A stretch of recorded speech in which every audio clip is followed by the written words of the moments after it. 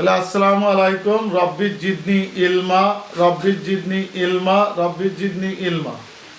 আজকে আমাদের আলোচ্য বিষয় থাকবে দণ্ডবিধি আইনের তৃতীয় অধ্যায় দণ্ড সমূহ নিয়ে আলোচনা, যা আমরা 53 ধারা থেকে 75 ধারা পর্যন্ত এই দণ্ড সমূহ নিয়ে আলোচনার বিষয় রয়েছে।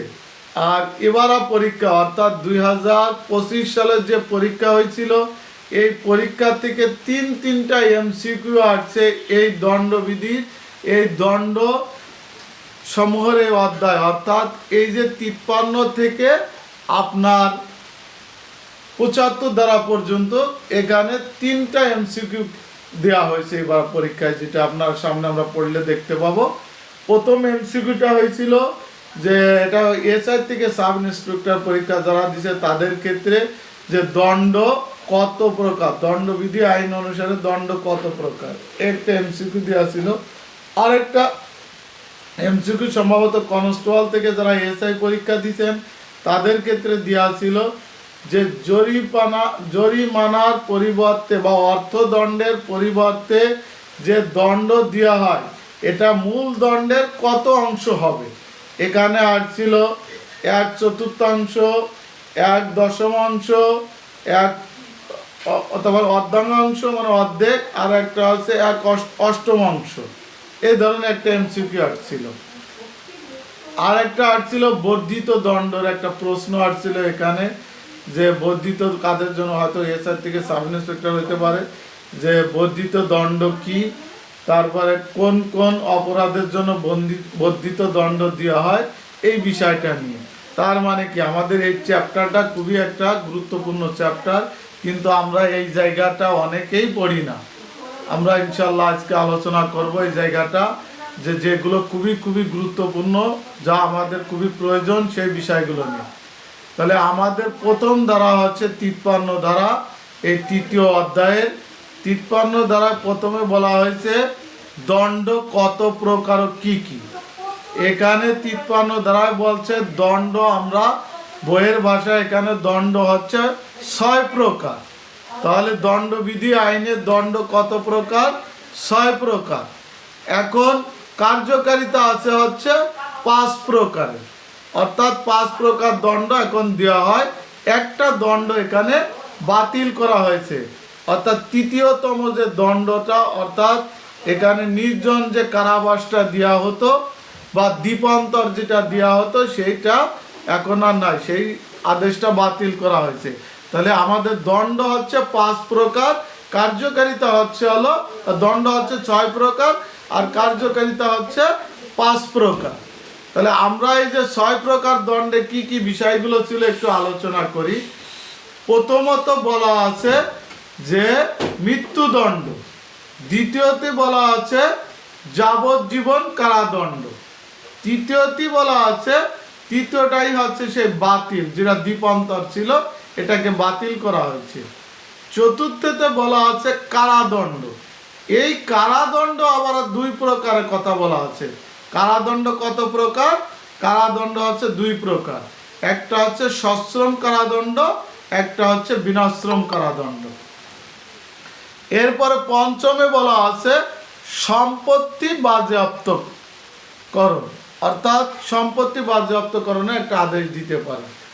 আর ষষ্ঠটি যেটা বলা আছে সেটা হচ্ছে আপনাদের এখানে অর্থদণ্ড বা জরিমানা। তাহলে এই যে 6 প্রকার দণ্ডের মধ্যে 3 নম্বর দণ্ডটা বাতিল। কিন্তু যদি এমসিকিউ আসে যে দণ্ড কত প্রকার, তাহলে দণ্ড কিন্তু বইয়ের ভাষ্য অনুসারে দণ্ড হচ্ছে 6 প্রকার। আর কয় প্রকার দণ্ড কার্যকারিতা আছে? 5 প্রকার। তাহলে এবারে এক্সামিনাররা কিন্তু এই যে 6 প্রকার দণ্ডের হিসাবটা কার্যকারী করছে। এখন আপনি বলতে পারেন যে স্যার আমরা তো সবাই বইতে লিখতেছে 5 প্রকার দণ্ড। আমি এখানে একটা ছোট্ট একটা ব্যাখ্যা দিই, সেটা হচ্ছে যে আমাদের দণ্ডবিধি আইনের ধারা কতটা। আমরা বলি দণ্ডবিধি আইনের ধারা হচ্ছে 511টি। আসলে কি 511টি? এ কারণে দেখা গেছে অনেক ধারা বাতিল আছে। তাহলে আমরা এই বাতিলগুলো না বলি যে তাহলে তো বাতিল, মনে করেন এখানে 80 থেকে 82টা ধারা বাতিল আছে, তাহলে আমাদের হিসাবে আসে যে 511টা থেকে 82টা ধারা বাদ দিলে হয়তো 430-35টা ধারা আছে দণ্ডবিধির আইনে। তা আমরা কেন বলি যে দণ্ডবিধি আইনে 511টা ধারা?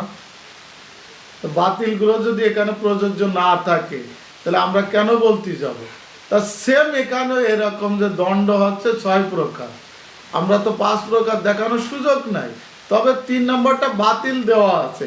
আমরা কিন্তু ফৌজদারি কার্যবিধি আইনের তফসিলের কথাও পড়ে আসছিলাম যে তফসিল কত প্রকার। আমরা ওখানে বলছিলাম যে 5 ধরনের তফসিল, 5 প্রকার। এখানে 1 নম্বর তফসিল কিন্তু বাতিল হয়েছে, কিন্তু আমরা তো কেউ বলতেছি না যে তফসিল এখানে 4 প্রকার। তাহলে আমরা দণ্ডের ক্ষেত্রে কেন বলবো যে দণ্ড 5 প্রকার? আচ্ছা, এখন আমাদের যেটা হ্যাঁ মহসিন বলেন। হ্যাঁ, আমি তো ফার্স্টেই বললাম যে এটা নিয়ে একটা এমসিকিউ হয়েছে যে দণ্ডবিধি আইনের দণ্ড কত প্রকার। যারা 5 প্রকার দিছে এটা ভুল অ্যান্সার আসছে। বই হিসেবে এটাকে 6 প্রকার কি করা হয়েছে। আপনি 3 নম্বরটা বাতিল, সেটা তো আমি বললাম যে প্রথমত হচ্ছে আপনার মৃত্যুদণ্ড, দ্বিতীয়তে হচ্ছে যাবজ্জীবন কারাদণ্ড, তৃতীয়টা হচ্ছে বাতিল যেটাকে দ্বীপান্তর ছিল এটা বাতিল করছে, বা নির্জন কারাবাস এটা বাতিল করছে। আর চতুর্থ যেটা বলা হচ্ছে সেটা হচ্ছে আপনার কারাদণ্ড। এই কারাদণ্ড আবার 2 প্রকার বলা আছে। প্রথমে হচ্ছে হলো সশ্রম কারাদণ্ড, দ্বিতীয়তে হচ্ছে বিনাশ্রম কারাদণ্ড। আর পঞ্চমে বলা আছে সম্পত্তি বাজেয়াপ্তকরণ, ষষ্ঠটি বলা আছে অর্থদণ্ড বা জরিমানা। এটা ছিল হচ্ছে 53 ধারা মূলত আমাদের আলোচনা।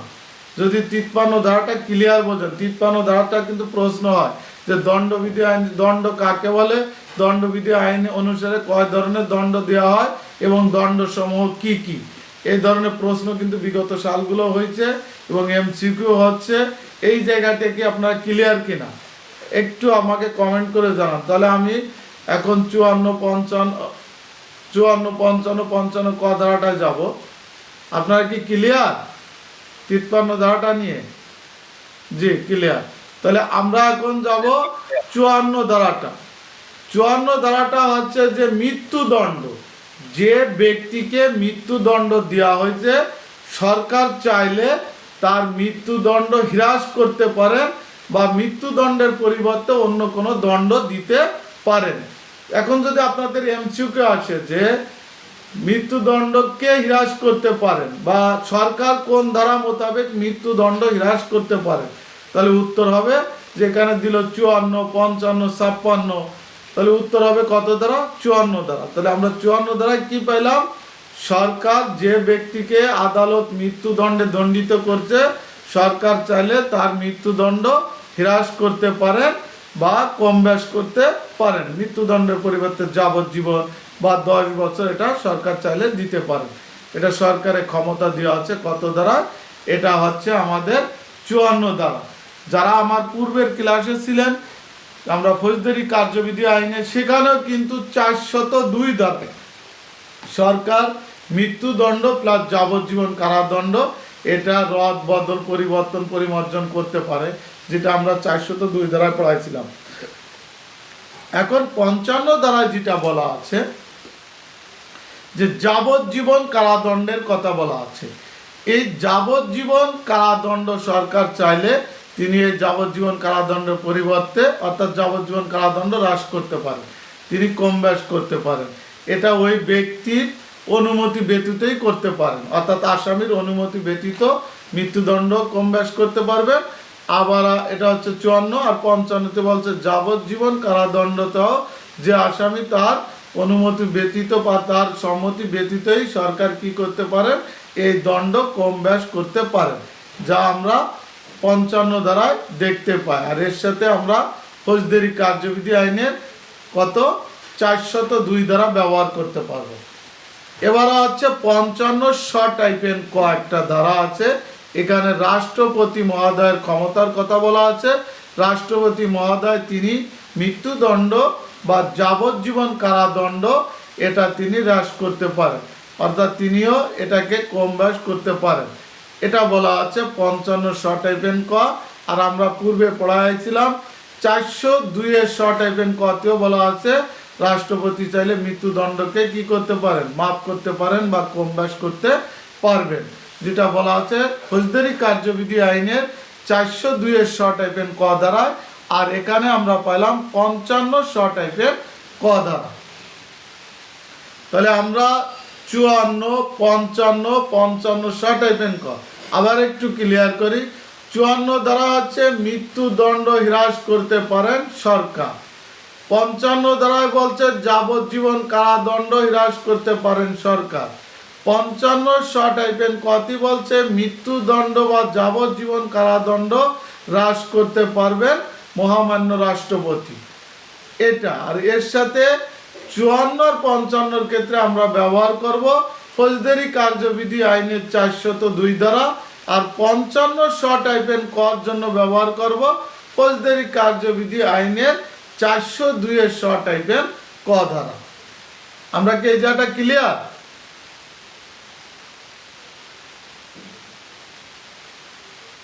ভাই সবাই মূর্তি হলে হবে কা, কেউ তো কথাবার্তা বলতে হবে।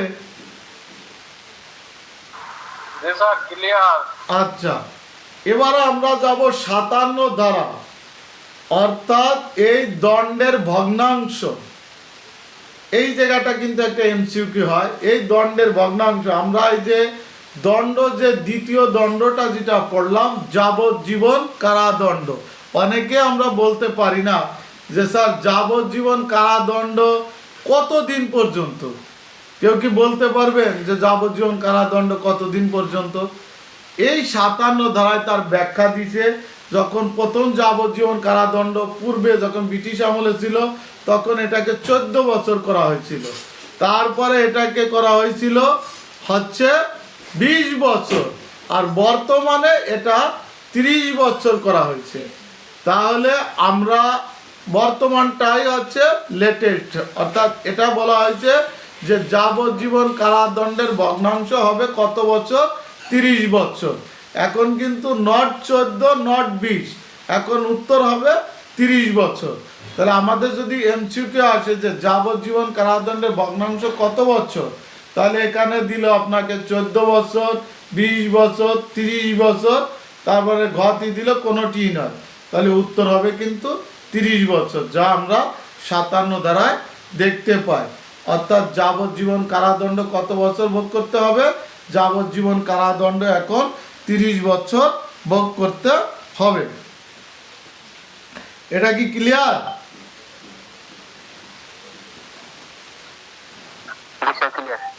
আবার কেউ ভুল করে কিন্তু এটাকে কেউ 14 বছর করেন না, কেউ আবার 20 বছর করেন না। এটা গেজেট হয়েছে, এটা কিন্তু 30 বছর হবে।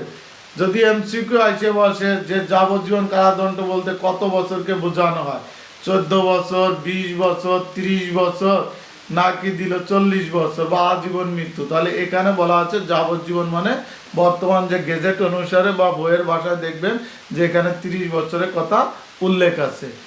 এরপরে আমরা যাব 60 ধারাটা, অর্থাৎ 60 ধারাটা যেটা বলছে, আমরা যে কারাদণ্ডর কথা বলছি, যে একজন ব্যক্তিকে কারাদণ্ড দেওয়া হলো, 10 বছরে কারাদণ্ড দেওয়া হলো, এই কারাদণ্ডটা কিভাবে দেওয়া যেতে পারে?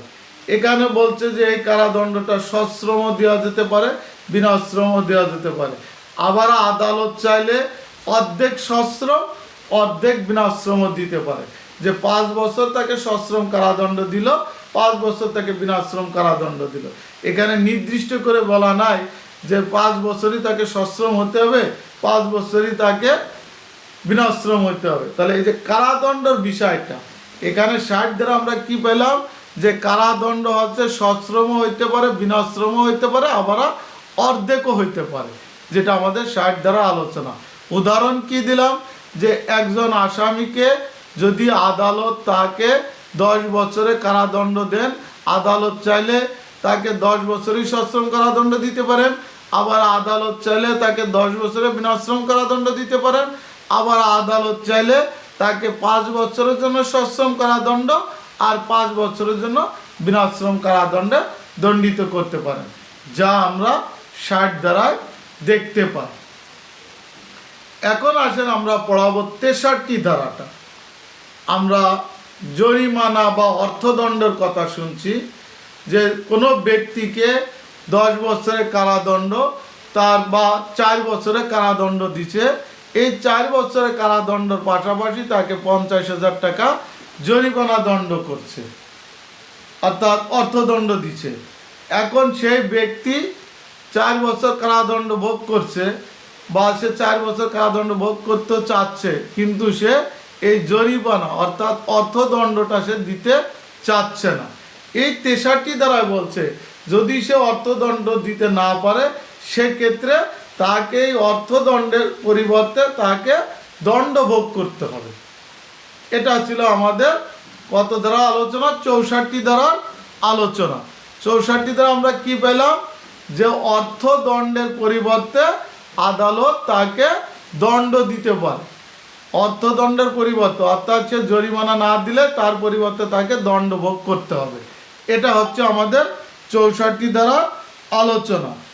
এখন হচ্ছে অর্থাৎ অর্থদণ্ডের পরিবর্তে কারাদণ্ড ভোগ করতে হবে, সেটা হলো 64 দ্বারা পেলাম।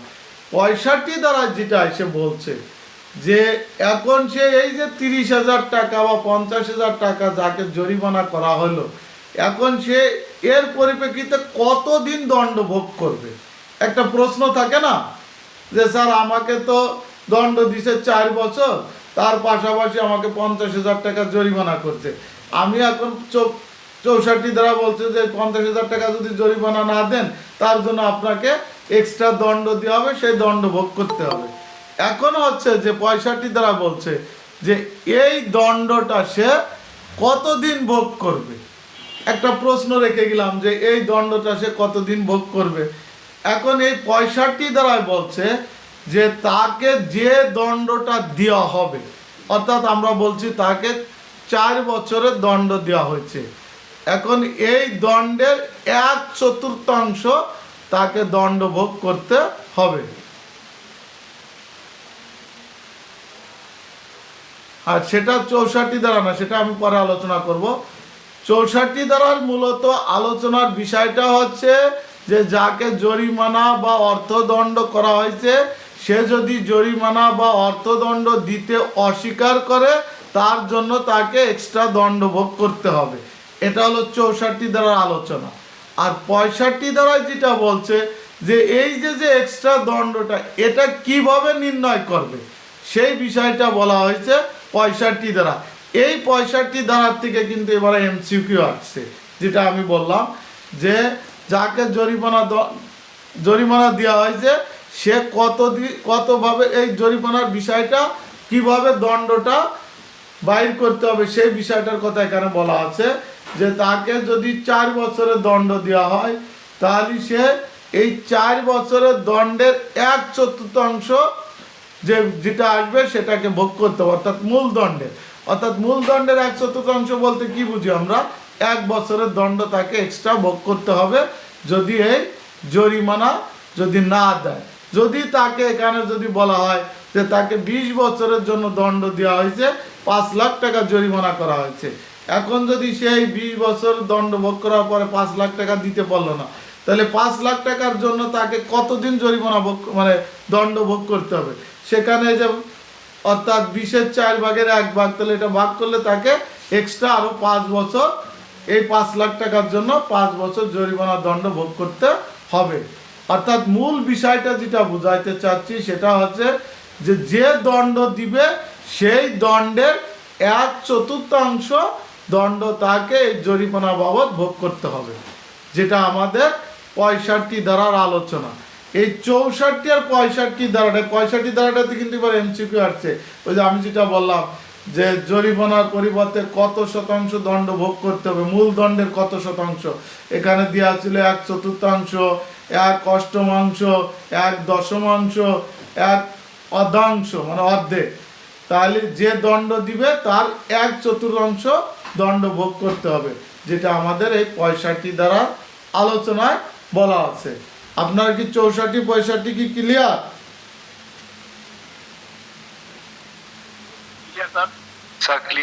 হ্যাঁ, এবার আমরা যাব 67 দ্বারা। কে যেন একটা কমেন্ট করছিলেন, 67 দ্বারা বলছে যে যদি কোনো আসামিকে শুধু অর্থদণ্ড দেওয়া হয়, অর্থাৎ দেখবেন ওই যে আপনার চেক ডিজনারের মামলা হয় না, এই মামলায় দেখা গেছে যে তাকে বলা হয় যে আপনি আগামী এত দিনের মধ্যে এই টাকা পরিশোধ করবেন, অর্থাৎ যে 10 লাখ টাকা বা 5 লাখ টাকা, শুধু তাকে অর্থদণ্ডটা দেওয়া হয়েছে। এখন সে দেখা গেল যে এই অর্থদণ্ড দিতে অস্বীকার করলো, তাহলে অর্থদণ্ড দিতে যদি অস্বীকার করা হয় তাহলে তার পরিবর্তে তাকে যে দণ্ড দিবে যেটা বলা আছে, এখন এই দণ্ডটা কিভাবে হবে? এখানে এই যে আমাদের 67 দ্বারায় বলছে যে এই যে যদি অর্থদণ্ডের পরিবর্তে, অর্থাৎ অর্থদণ্ডের পরিবর্তে যদি কাউকে কারাভোগ করতে হয়, সেই কারাভোগটা হবে বিনাশ্রম কারাদণ্ড দিতে হবে, তাকে কিন্তু সশ্রম কারাদণ্ড দেওয়া যাবে না। অর্থাৎ অর্থদণ্ডের পরিবর্তে যে দণ্ড দেওয়া হবে সেটা হবে বিনাশ্রম কারাদণ্ড। তবে এখানে একটা কথা আছে, সেটা যেটা বলা আছে সেটা হচ্ছে যে আপনার এই যে যদি কোনো ব্যক্তিতে দণ্ডের পাশাপাশি যদি অর্থদণ্ড দেওয়া হয়, দণ্ডের পাশাপাশি যদি অর্থদণ্ড দেওয়া হয়, আর এই অর্থদণ্ড দেওয়ার কারণে যদি তাকে আবার দণ্ড দেওয়া হয়, সেই দণ্ড সশ্রম হইতে পারে, বিনাশ্রম হইতে পারে। শুধুমাত্র যাকে বিনা অর্থদণ্ড দেওয়া হয়েছে তার ক্ষেত্রে হচ্ছে বিনাশ্রম কারাদণ্ড হবে, যাকে এই অর্থদণ্ডের পাশাপাশি অন্য কোনো দণ্ড দেয় নেই। এটা হচ্ছিল আমাদের 67 দ্বারা আলোচনা। 67 দ্বারাটা কি আপনি ক্লিয়ার হতে পারছেন আপনারা?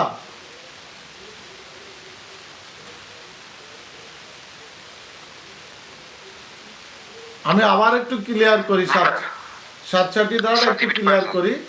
সেটা হচ্ছে কি যে যে ব্যক্তিকে শুধু অর্থদণ্ড দেওয়া হয়েছে, আদার্স কোনো দণ্ড দেওয়া হয়নি, সেই অর্থ মানে অর্থটা যদি সে কি করে না দিতে পারে তাহলে তাকে বিনাশ্রম কারাদণ্ড দিবে আদালত।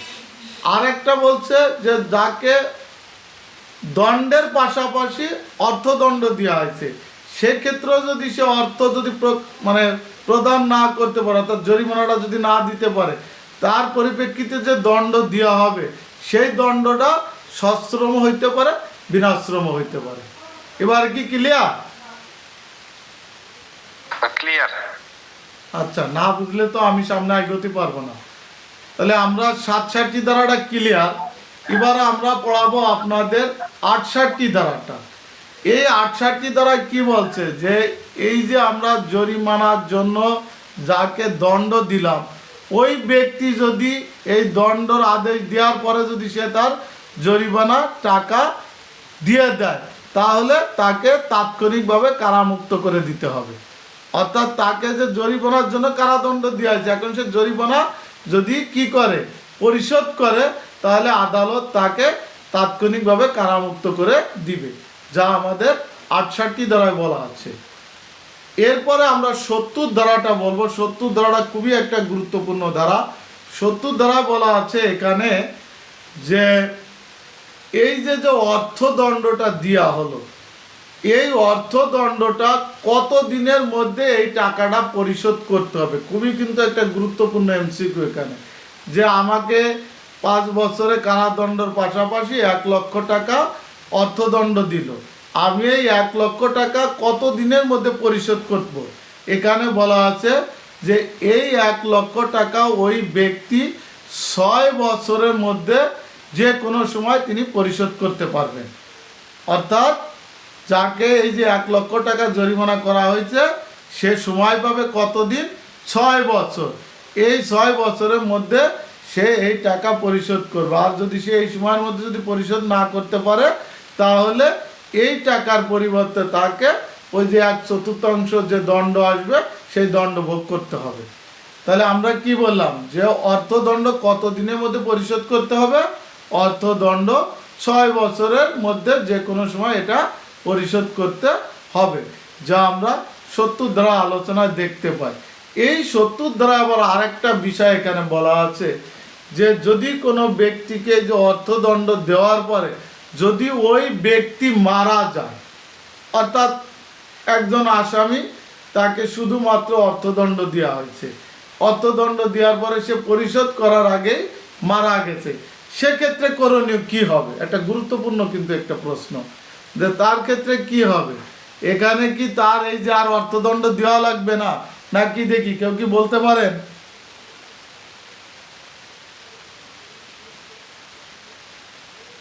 মারা গেলে তার লাগবে না। না, এখানে এই অর্থদণ্ড দেওয়া থেকে সে দায় মুক্তি হবে না। সে মারা গেলেও তার অর্থদণ্ড দিতে হবে। অবশ্যই তার স্থাবর অস্থাবর যদি কোনো সম্পত্তি থেকে থাকে, সেই সম্পত্তি বিক্রয় করে এই অর্থ সরকার তার কোষাগারে নিয়ে জমা করবে।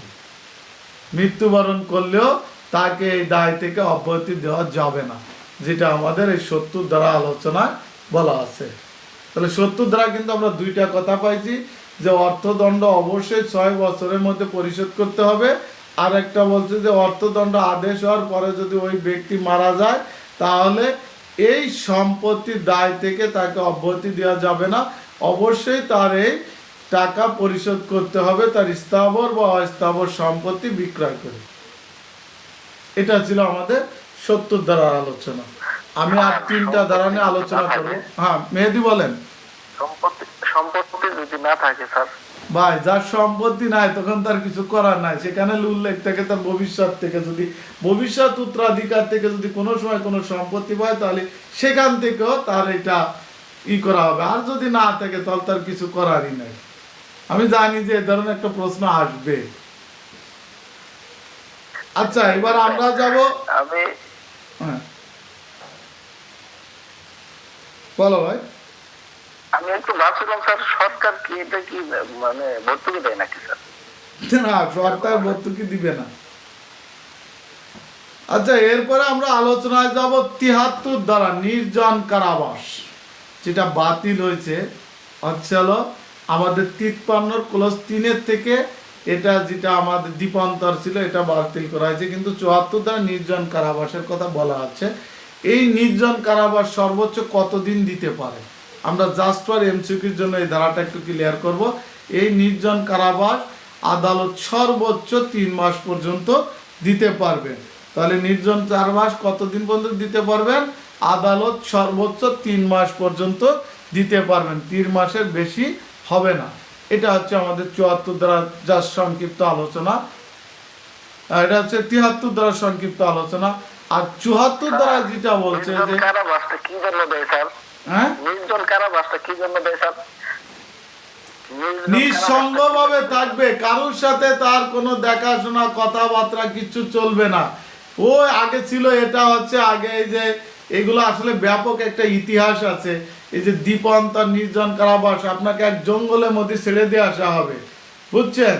আগে ওই যে দ্বীপে দেওয়া থাকতো, নিজুম দ্বীপ, তারপরে যে হাতিয়ায় যেন কি একটা দ্বীপ আছে, এই সব জায়গায় দ্বীপান্তরে রেখে আসতো। এটাই তার পানিশমেন্ট। চারিদিকে নদী, সাগর আর সাগর, মাঝখানে দ্বীপে রেখে আসছে, কোনো খাবার দাবার কোনো কিছুর ব্যবস্থা নাই। সে ওখানে বাঁচলেও ভালো, মরলেও ভালো, এটাই তার সাজা। বুঝতে পারছেন? ধন্যবাদ স্যার। এটাই। ধন্যবাদ।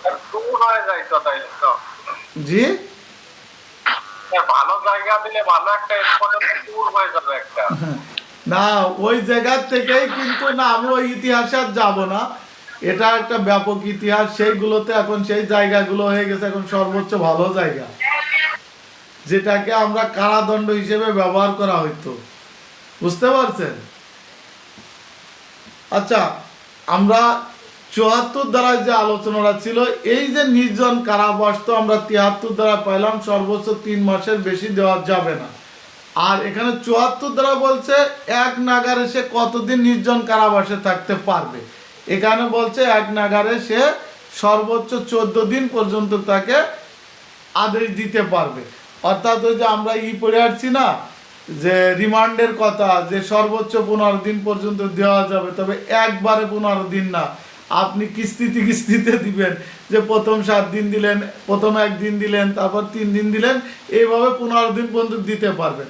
এখানেও নির্জন কারাবাস 73 দ্বারা বলছে যে সর্বোচ্চ আপনি 3 মাস দিবেন, তবে 14 দিনের বেশি করে দেওয়া যাবে না। এটা বলছে 74 দ্বারা। তাহলে এমসিকিউ আসতে পারে যে নির্জন কারাবাস সর্বোচ্চ কতদিন দেওয়া যেতে পারে? তাহলে এখানে নির্জন কারাবাস সর্বোচ্চ হচ্ছে 3 মাস পর্যন্ত দেওয়া যেতে পারে। তারপরে যদি আসে যে এক নাগারে কতদিন পর্যন্ত দেওয়া যেতে পারে, এখন কতি দিল 14 দিন, তারপর দিল 13 দিন, 12 দিন, আবার 11 দিন, তাহলে উত্তর হবে 14 দিন। সর্বোচ্চ 14 দিন পর্যন্ত নির্জন কারাবাস দেওয়া যাবে এটা। এরপরে আমরা যাব খুবই খুবই গুরুত্বপূর্ণ একটা ধারা, যেটা হচ্ছে আমাদের 75 ধারা। এই 75 ধারা থেকে বিগত সালগুলো অনেকবার প্রশ্ন হয়েছে, সেটা হচ্ছে বর্ধিত দণ্ড কি, তারপরে বর্ধিত দণ্ড কোন কোন ক্ষেত্রে দেওয়া হয়, তারপরে বর্ধিত দণ্ড কি কারণে দেওয়া হয়, এ ধরনের মূলত আলোচনাই এটাই। তাহলে বর্ধিত দণ্ড হচ্ছে যে ব্যক্তি একবার যে অপরাধ করছে পুনরায় যদি সে একই অপরাধ করে, এই অপরাধের জন্য আদালত তাকে বর্ধিত দণ্ড দিতে পারে। আর এই বর্ধিত দণ্ড সর্বনিম্ন দিতে পারেন 10 বছর, সর্বোচ্চ যাবজ্জীবন কারাদণ্ড। তাহলে যদি আপনাদের এমসিকিউ আসে যে বর্ধিত দণ্ড সর্বনিম্ন কত বছর দেওয়া যেতে পারে, দিল 3 বছর, 7 বছর, 10 বছর, তারপরে 15 বছর, তাহলে সর্বনিম্ন হবে 10 বছর।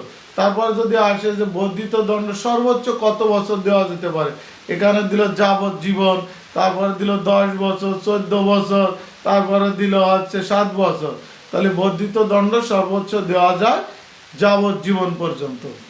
তাহলে এখন এই বর্ধিত দণ্ডটা কোন কোন অপরাধের ক্ষেত্রে দেওয়া যায়, এখানে বলছে যে দণ্ডবিধি আইনের দ্বাদশ অধ্যায় অর্থাৎ স্টাম্প জালিয়াতি এই অধ্যায় থেকে, আর হচ্ছে 17-10 অধ্যায় যেখানে বলা আছে সম্পত্তি সংক্রান্ত অপরাধ, যেটা চুরি, ডাকাতি, দস্যুতা, তারপরে ছিনতাই, যে বিষয়গুলো, অর্থাৎ 17-10 অধ্যায়ে এই ধরনের অপরাধের জন্য যদি কোনো ব্যক্তি প্রথম অপরাধের জন্য 3 বছরের কারাদণ্ড ভোগ করার পর পরবর্তীতে যদি সে একই ধরনের অপরাধ করে, তাহলে আদালত ওই ব্যক্তিকে সর্বনিম্ন 10 বছর এবং সর্বোচ্চ যাবজ্জীবন কারাদণ্ডে দণ্ডিত করতে পারে, যা আমরা 75 দ্বারা আলোচনা পেলাম। আর এর সাথে পিআরবি আমরা ব্যবহার করব 450 দ্বারা এবং 458 দ্বারা ব্যবহার করা যাবে। তাহলে বর্ধিত দণ্ড আমরা কি পেলাম, যে ব্যক্তি এই যে দ্বাদশ অধ্যায় অর্থাৎ 12তম অধ্যায় আর 17তম অধ্যায়ে কোনো একটি অপরাধের জন্য 3 বছরের কারাদণ্ড ভোগ করার পর যদি পরবর্তীতে সে একই ধরনের অপরাধ করে, তাহলে আদালত ওই ব্যক্তির সর্বোচ্চ শাস্তি যাবজ্জীবন এবং সর্বনিম্ন শাস্তি 10 বছরের যে কারাদণ্ড দিবে তাকেই বর্ধিত দণ্ড বলা হয়। ঠিক আছে। আর এর সাথে পিআরবি ব্যবহার করব আমরা 450 বিধি আর 458 বিধি। তাহলে আমরা একটু পিছনের দিকে আবার যাই, যে আমরা এবার সার সংক্ষেপে একটু আলোচনা করি। সেটা হচ্ছে 53 ধারায় কি বলা আছে, 53 ধারা হচ্ছে দণ্ডের কথা বলা আছে। দণ্ড হচ্ছে 6 প্রকার, একটা হচ্ছে মৃত্যুদণ্ড, একটা হচ্ছে যাবজ্জীবন কারাদণ্ড, 3 নম্বরটা বাতিল, 4 নম্বরে বলা আছে কারাদণ্ড। এই কারাদণ্ড আবার 2 প্রকার, একটা হচ্ছে সশ্রম কারাদণ্ড আর একটা হচ্ছে বিনাশ্রম কারাদণ্ড। 5 নম্বর হচ্ছে সম্পত্তি বাজেয়াপ্তকরণ, আর 6 নম্বরে আমরা যেটা পড়াইছি সেটা হচ্ছে হলো অর্থদণ্ড বা জরিমানা। এটা ছিল 53 ধারা আলোচনা। 54 ধারায় যেটা পড়াইছি সেটা হচ্ছে সরকার যাবজ্জীবন মৃত্যুদণ্ডকে কি করতে পারেন, যে কোনো মেয়াদে তার দণ্ড হ্রাস করতে পারেন, অর্থাৎ মৃত্যুদণ্ড হ্রাস করতে পারেন সরকার 54 ধারা মোতাবেক। আর ফৌজদারি কার্যবিধি আইনের 402 ধারা। আর যাবজ্জীবন কারাদণ্ড হ্রাস করতে পারেন সরকার 55 ধারা মোতাবেক ফৌজদারি কার্যবিধি আইনের 402 ধারা। রাষ্ট্রপতি, মহামান্য রাষ্ট্রপতি মৃত্যুদণ্ড যাবজ্জীবন হ্রাস করতে পারেন 55 ক ধারা মোতাবেক, আর ফৌজদারি কার্যবিধি আইনের 402 ক ধারা মোতাবেক। তারপরে পড়াইছি আমরা 57 ধারা, এটা হচ্ছে দণ্ডের ভগ্নাংশ, অর্থাৎ যাবজ্জীবন কারাদণ্ড সর্বোচ্চ 30 বছর পর্যন্ত হবে, অর্থাৎ যাবজ্জীবন কারাদণ্ডের মেয়াদ কত বছর হবে, 30 বছর পর্যন্ত হবে, যা আমরা 57 দ্বারা দেখতে পাই। এরপরে আপনাদের পড়াইছি আমি 60 দ্বারা। 60 দ্বারা হচ্ছে কারাদণ্ড কিভাবে ভোগ করতে হবে। এটা সশ্রমভাবে বা বিনাশ্রমভাবে বা অর্ধেকও হইতে পারে। অর্থাৎ দণ্ড কি হইতে পারে, সশ্রমও হইতে পারে, বিনাশ্রমও হইতে পারে, আবার অর্ধেক সশ্রম হইতে পারে, অর্ধেক বিনাশ্রম হইতে পারে, যা আমরা 60 দ্বারা আলোচনা দেখতে পাই। 63 দ্বারা আপনাদেরকে যেটা পড়াইছি, জরিমানা বা অর্থদণ্ড যদি প্রদান না করতে পারে তার পরিবর্তে আদালত কারাদণ্ডে দণ্ডিত করতে পারে, যেটা আমরা 64 দ্বারা দেখতে পাই। 65 দ্বারা আমরা পড়াইছি এই কারাদণ্ডটা কিভাবে নির্ধারণ করবে, অর্থাৎ যে দণ্ড হবে তার 1/4 দণ্ড ভোগ করতে হবে জরিমানার ক্ষেত্রে, যা আমরা 65 দ্বারা পাই। এরপরে আমরা পড়াইছি 67 দ্বারা। 67 দ্বারা বলছে যে শুধু জরিমানা করলে যে দণ্ড দেওয়া হবে সেই দণ্ডটা সশ্রম কারাদণ্ড হবে, যেটা আমরা 67 দ্বারা আলোচনা, সেটা হচ্ছে বিনাশ্রম কারাদণ্ড হবে, যেটা আমরা 67 দ্বারা আলোচনা পাই। আর 68 দ্বারা বলছে যে যদি ওই আসামি বা ওই ব্যক্তি যদি তার অর্থদণ্ড পরিশোধ করে তাহলে তাকে তাৎক্ষণিকভাবে কারামুক্ত করা হবে, যেটা 68 দ্বারা। 70 দ্বারা আমরা পড়লাম যে জরিমানা কত দিনের মধ্যে দিতে হবে, 6 বছরের মধ্যে দেওয়া যেতে পারে। 6 বছরের মধ্যে যে কোনো সময় এই জরিমানার অর্থদণ্ড পরিশোধ করতে হবে। আবার 70 দ্বারা আর একটা বিষয় আপনাদেরকে পড়াইছিলাম, সেটা হচ্ছে যে এই জরিমানা দণ্ড দেওয়ার পরে যদি ওই ব্যক্তি মারা যায় তাহলে এই সম্পত্তি তার স্থাবর অস্থাবর যে সম্পত্তি আছে তা বিক্রয় করে এই জরিমানা আদায় করতে পারবে সরকার, এটা বলা আছে 70 দ্বারা। এরপরে আপনাদেরকে পড়াইছিলাম 73 দ্বারা, নির্জন কারাবাস কতদিন পর্যন্ত হতে পারে, সর্বোচ্চ 3 মাস পর্যন্ত নির্জন কারাবাস দেওয়া যেতে পারে। এরপরে আমরা পড়াইছি 74 দ্বারা যে এই নির্জন কারাবাস একাধারে কতদিন পর্যন্ত হতে পারে, একাধারে 14 দিন পর্যন্ত নির্জন কারাবাস দেওয়া যেতে পারে। 75 দ্বারাই পড়াইছি বর্ধিত দণ্ড, যা দণ্ডবিধি আইনের 12-10 অধ্যায় আর সপ্তদশ অধ্যায়, অর্থাৎ 12তম আর 17তম অধ্যায়ের যে অপরাধগুলো আছে সেই অপরাধগুলোর মধ্যে যদি কোনো ব্যক্তি 3 বছরে কারাদণ্ড ভোগ করার পর পরবর্তীতে সে ঠিক একই ধরনের অপরাধ করে, সেই অপরাধের জন্য আদালত তাকে সর্বনিম্ন 10 বছরের কারাদণ্ড এবং সর্বোচ্চ যাবজ্জীবন কারাদণ্ডে দণ্ডিত করতে পারে। একেই বর্ধিত দণ্ড বলা হয়। এর সাথে পিআরবি আমরা ব্যবহার করব 450 বিধি ও 458 বিধি। এই ছিল আমাদের দণ্ডবিধি আইনের 3য় অধ্যায়ের ক্লাস, দণ্ড সমূহ নিয়ে আলোচনা।